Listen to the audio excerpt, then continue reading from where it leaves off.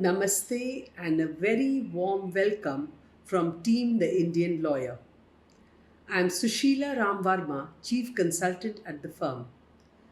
Today we bring you yet another episode of The Indian Lawyer Legal Tips. Before I go any further, I want to thank all subscribers who are helping us to grow our viewership base for having not only acknowledged our work but also spreading the work that we are doing in public interest. Today's topic would be of great interest to many as we are dealing with false allegations made by women, whether it is women who are part of society or women who are in a matrimonial relationship with their spouse.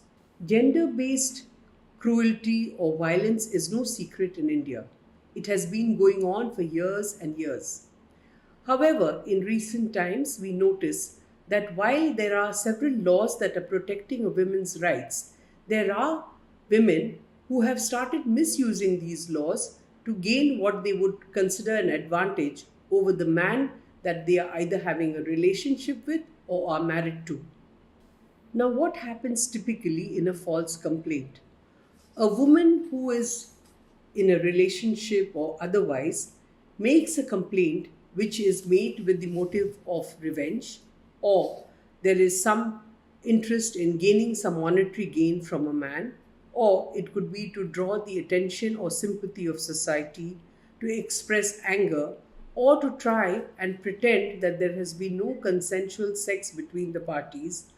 And in many cases, it could also be due to mental instability. In recent times, there are many women who have started using these allegations to help them in their divorce proceedings. While they say that everything is fair in love and war, I do not condone these acts of women who make false allegations against men to satisfy their own needs, be they revenge or monetary, etc. Now, what I would like to talk about is what happens to the man who has been shamed in public by these false allegations.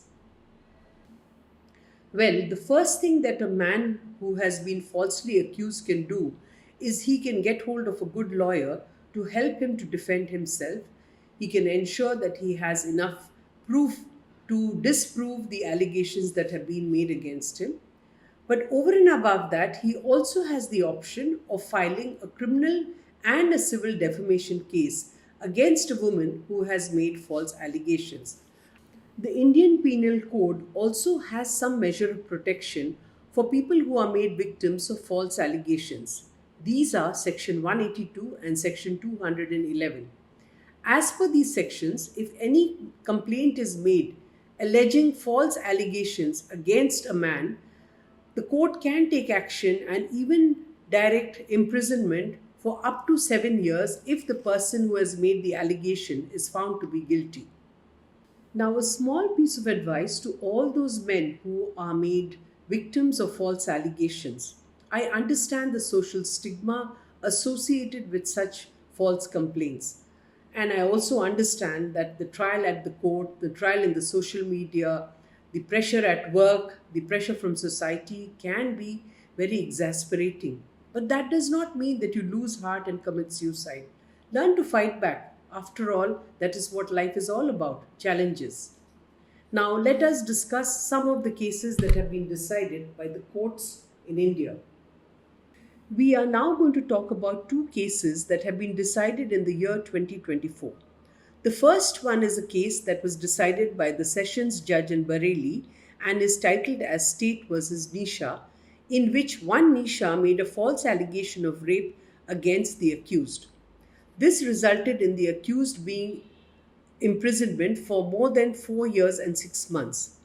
When the judge found out that the complaint was false, the judge passed a sentence directing that Nisha should serve a sentence equivalent to the term that the man had served by going to prison for some 1653 days, and in addition, she was directed to pay a fine of rupees 5.8 lakhs, and if she failed to pay this compensation, she would be asked to serve a further sentence in prison. The second case is a matter that came up before the Supreme Court of India. The case is titled as Pratik Bansal versus the state of Rajasthan. In this matter, the DSP of Udaipur made a complaint against her husband under Section 498A of the IPC. She made a subsequent complaint along with her father in Hisar. The harassed husband approached the High Court of Rajasthan for quashing of the FIR. The matter finally found its way to the Supreme Court of India.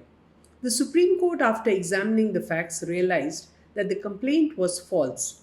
The Supreme Court not only quashed the FIR but also directed that the father of the complainant had to pay rupees 5 lakhs as compensation to Pratik Bansal.